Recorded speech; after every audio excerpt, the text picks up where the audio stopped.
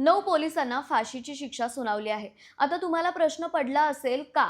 तमिळनाडूमधील सातानकुलम येथील हे प्रकरण आहे आणि हा ऐतिहासिक निकाल मदुराई सत्र न्यायालयाने दिला आहे.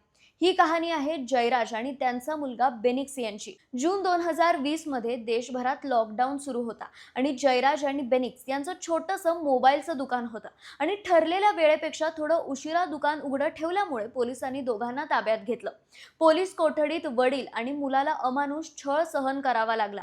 निर्दयी मारहाण, अत्याचार इतकं की त्यांची प्रकृती गंभीर झाली आणि रुग्णालयातच उपचारादरम्यान काही दिवसातच आधी बेनिक्सचा मृत्यू झाला आणि मग जयराज यांचा मृत्यू झाला. ही घटना घडताच न्यायासाठी जनतेतून प्रचंड संताप आणि मागणी उभी राहिली. अखेर हा तपास केंद्रीय अन्वेषण विभाग म्हणजे सीबीआय कडे सोपवण्यात आला.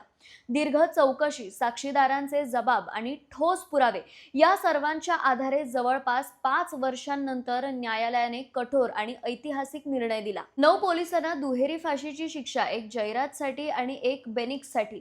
हा निकाल फक्त 2 निष्पाप जीवांसाठी न्याय नाही, तर संपूर्ण देशातील सामान्य नागरिकांसाठी एक मोठा दिलासा आहे. हा निर्णय त्या प्रत्येक अधिकाऱ्यांसाठी धडा आहे जे आपल्या पदाचा गैरवापर करून कायद्याच्या मर्यादा ओलांडतात. कायदा सर्वांसाठी समान आहे, मग तो सामान्य नागरिक असो किंवा गणवेशातील अधिकारी.